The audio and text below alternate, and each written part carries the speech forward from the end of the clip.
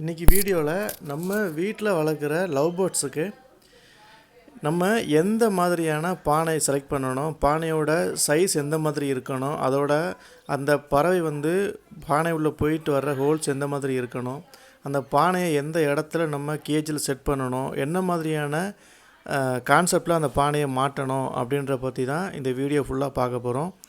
வீடியோவை கடைசி வரைக்கும் ஸ்கிப் பண்ணாமல் பாருங்கள்.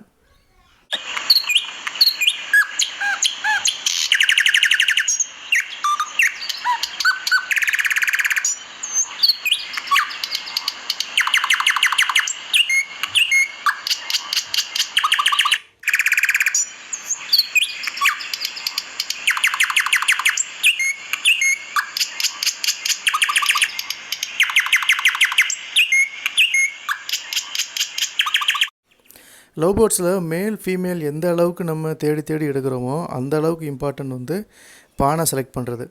நம்ம இந்த பானையை கரெக்டாக செலக்ட் பண்ணலை அப்படின்னா நம்மளுக்கு அந்த லவ் பேர்ட்ஸ்லேருந்து ரிசல்ட் அந்த அளவுக்கு கிடைக்காது. நம்ம நார்மலாக கடையில் வாங்குகிற கூண்டில் பானை செட் பண்ணி கொடுப்பாங்க. ஸோ அந்த பானை ரொம்ப சின்னதாக இருக்கும். ஸோ அந்த பானையை நீங்கள் செட் பண்ணி ப்ரீட் பண்ணவும் செய்யலாம். ஆனால் அந்த பானை ஒரு 3லேருந்து ஒரு 4 முட்டை ஒரு பேர் வைக்கணும்னு வச்சுக்கோங்களேன். அதில் கண்டிப்பாக அந்த 4 சிக்கு அதில் நம்மளால் காப்பாற்ற முடியாது. ஸோ அதனால் அந்த சைஸ் பானை நம்மளுக்கு கரெக்டாக இருக்காது. இப்போது நீங்கள் வீடியோவில் பார்க்குற பானை ஒரு ஆப்ரிக்கன் லவ் பேர்ட்ஸுக்கும் நீங்கள் காமனாக யூஸ் பண்ணலாம், இல்லை லவ் பேர்ட்ஸுக்கும் நீங்கள் காமனாக யூஸ் பண்ணலாம். இப்போ நம்ம நார்மலாக வீட்டில் வளர்க்குற லவ் பேர்ட்ஸ் நம்ம கொடுக்குற ஃபுட்டு ரொம்ப ஹெல்த்தியான ஃபுட்டாக தான் நம்ம கொடுத்துட்டே இருப்போம். ஸோ அப்படி கொடுக்கும்போது நம்மளுக்கு அந்த லவ் பேர்ட்ஸ் வைக்கிற முட்டைகளோட கவுண்ட்டும் அதிகமாக தான் இருக்கும். ஒரு 5 to 6 இருக்கும். நார்மலாக என்னோடய வீட்டில் நான் வளர்க்குற லவ் பேர்ட்ஸ் 5 to 6 எக் நான் எல்லா பேர்டுமே வச்சிட்ருக்கு. ஸோ நீங்கள் அப்படி பார்க்கும்போது பானையோட சைஸை நீங்கள் பார்த்து நல்லா கொஞ்சம் பெரிய சைஸாகவே எடுங்க.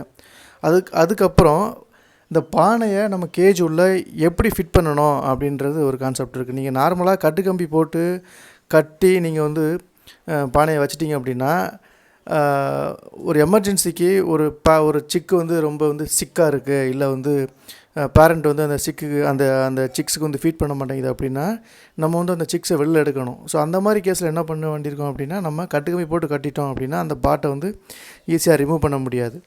ஸோ இந்த மாதிரியான ப்ராப்ளமை சால்வ் பண்ணுறதுக்கு நீங்கள் இந்த மாதிரியான க்ரீன் மெஷ் உங்களுக்கு கடையில் கிடைக்கும்.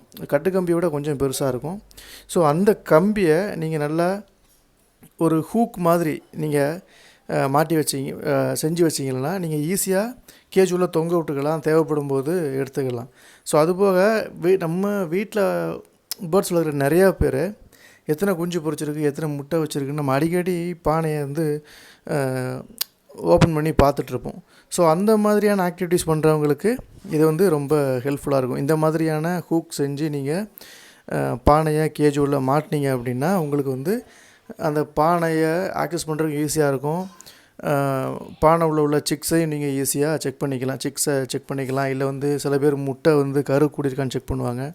ஸோ அந்த மாதிரியான ஆக்டிவிட்டீஸ்லாம் நீங்கள் ஈஸியாக பண்ணிக்கிடலாம். ஸோ நான் சொன்னது இந்த மாதிரி தான். இந்த ஹூக் மாதிரி நீங்கள் செஞ்சுட்டு உங்களோட கேஜ் உள்ள நீங்கள் மாட்டி வச்சாலே போதும். ஆட்டோமேட்டிக்காக உங்களுக்கு தேவைப்படும் போது இதை நீங்கள் ரிமூவ் பண்ணி பார்த்துக்கலாம். இதனால் நீங்கள் இப்படி பண்ணும்போது பேர்ட்ஸ் ரொம்ப பயப்படவும் செய்யாது. நார்மல் ப்ராசஸ் மாதிரி நீங்கள் எந்த வித பேர்ட்ஸுக்கு டிஸ்டர்பன்ஸ் இல்லாமல் நீங்கள் எடுத்துக்கலாம். ஸோ ஒரு சாம்பிளுக்கு நான் உங்களுக்கு செஞ்சு காமிச்சிருக்கேன் பாருங்கள். ஸோ இந்த மாதிரி நீங்கள் ஹூக்கில் மாட்டி ஈஸியாக நீங்கள் ரிமூவ் பண்ணிக்கலாம்.